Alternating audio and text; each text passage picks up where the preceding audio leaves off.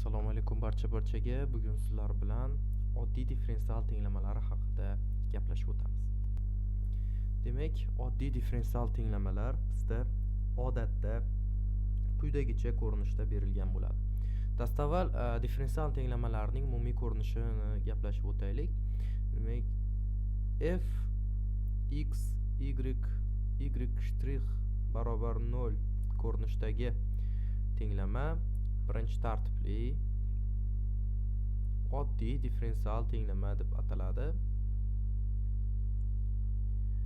va u odatda umumiy ko'rinishi shunday ko'rinishda yoziladi. Endi biz bugun o'zgaruvchilari ajraladigan differensial tenglamalar haqida gaplashamiz. O'zgaruvchilari ajraladigan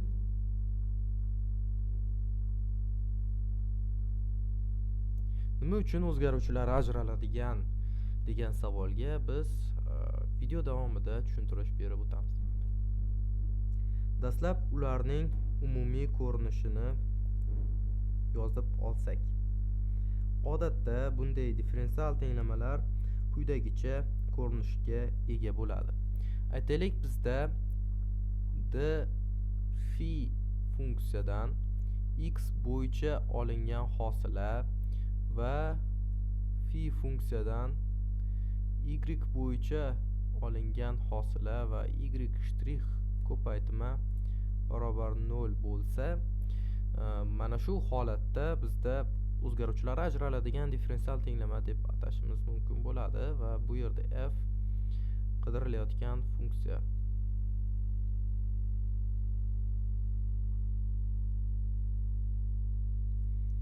Va bu bizda murakkabroq ko'rinishga ega bo'lib qoldi, chunki bu yerda xususiy hosilali differensial tenglama ko'rinishiga o'xshab qoldi. Ya'ni mana bu aslida x, y va y' ga bog'liq bo'lgan mana bu tenglama. Yana ham soddaroq ko'rinishi, demak bu birinchi ko'rinish bo'lsa, ikkinchi ko'rinishda biz m funksiya deylik. Keling, m funksiya bizda berilgan va u faqat x ga bog'liq. X ga bog'liq va dx u differensialga ko'paytirilgan va ny funksiya berilgan va u y ga bog'liq va dy. Mana shunday ko'rinishda ham berilishi mumkin ekan differensial tenglama. Va keling endi bunga doir bitta misol ko'rib o'tsak. A misol. Y ko'paytirilgan y' barobar minus 2x taqsim kosinus y. Mana shu funksiyada y ni qidirilayotgan funksiya y ni topishimiz kerak. Buning uchun nima qilamiz? Biz dastlab mana bu y' ni barobar deymiz dy taqsim dx ga. Mana shunga teng.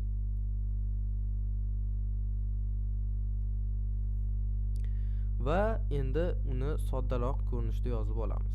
Y ko'paytirilgan dy taqsim dx barobar minus 2yx taqsim kosinus y. Mana shu ko'rinishda bo'ladi. Endi biz x li hadlarni bir tomonga yig'amiz, xuddi oddiy tenglama ishlayotgandek, va y li hadlarni bir tomonga yig'ib olamiz. Demak, mana bu y chap tomonning o'zida qoladi. Y ko'paytirilgan bu kosinus x ni ko'paytirib qilib o'tkazib yuboramiz. Kosinus y barobar bo'ladi minus 2x dx bo'ladi. Mana shu tarzda. Endi ikkala tomonini integrallab yuboramiz. Mana aytgancha mana bu yerda dy ham bor, qolib ketibdi. Ikkala tomonni integrallab yuboradigan bo'lsam, bizda quyidagicha integral hosil bo'ladi. Demak, y ko'paytirilgan kosinus x dan biz integral olishimiz kerak va minus 2x dan integral olishimiz kerak bo'ladi. Chap tomon ma'lumki bu bo'laklab integrallashimiz kerak va bo'laklab integrallashning umumiy javobini yozib qo'ya qolamiz. Menimcha buni ko'pchilik bilsa kerak. Javobi demak y ko'paytirilgan sinus y plus kosinus x ga teng. Kosinus y ga teng. Bu chap tomoni. Va plus s, ya'ni o'zgarmas xat qo'shiladi. Buni s1 deb yozib turamiz. Va barobar bo'ladi. Bu minus 2x bizda minus x kvadrat va plus konstanta, buni s2 deb turamiz. Va endi biz buni chap tomonga olib o'ng tomonga olib o'tadigan bo'lsak, s2 minus s1 bu ham qandaydir umumiy o'zgarmasga teng bo'ladi. Shuning uchun biz umumiy tarzda s2 minus s1 ni s deb olib ketishimiz mumkin.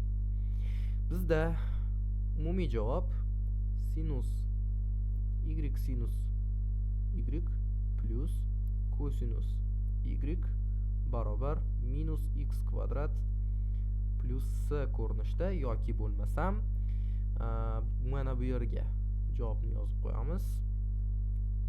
Y sinus y plus kosinus y plus x kvadrat barobar s ko'rinishda bo'lar ekan. Ya'ni oshkor emas funksiya ko'rinishida biz yechimga ega bo'lyapmiz. Keling yana bitta misol ko'raylik. Demak bizda b misol. Ikkinchi misol. Y shtrix plus minus qilaylik shuni.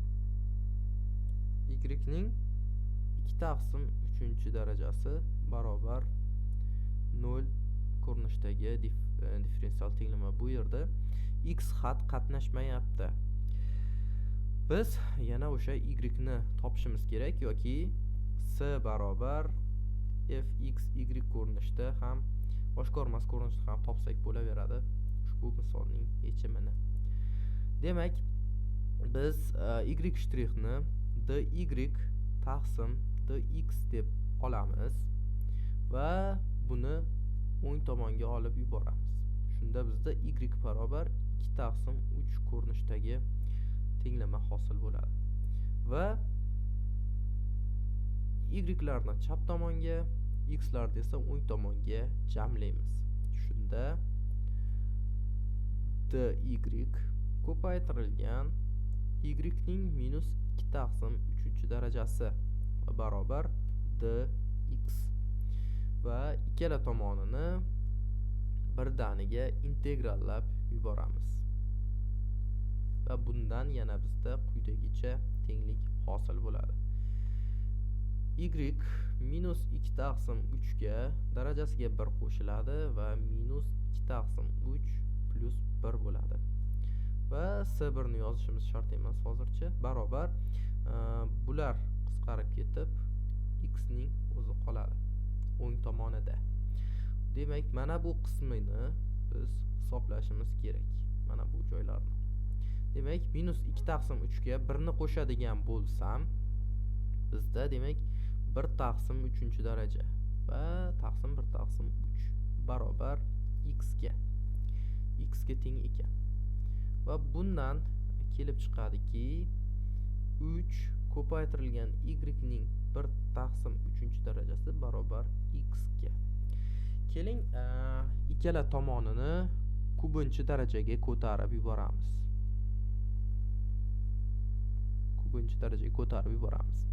Shunda 27 ko'paytirilgan y barobar x ning kubi bo'lib qoladi. Va bundan ham kelib chiqadiki, biz qidirilayotgan y funksiyamiz x ning kubi ni 27 ga bo'lganimizda teng ekan. Keling buni soddalashtirib ko'rsak. Soddalashtirib ko'ramiz. Tekshirib ko'ramiz, soddalashtirib ko'rmaymiz, tekshirib ko'ramiz. Mana bunga qo'yib. Demak, bu funksiyadan hosila oladigan bo'lsam, y' barobar bo'ladi 3 taqsim 27 ko'paytirilgan x ning kvadrati taqsim 9 ko'rinishda bo'ladi. Bular qisqarib ketadi. Barobar xato qildik. Bunday emas. 3 taqsim 27 ko'paytirilgan x kvadrat bo'ladi. Barobar x ning kvadrati taqsim 9 ko'rinishda bo'ladi. Mana bu funksiyaga olib borib qo'yamiz biz topganlarimiz.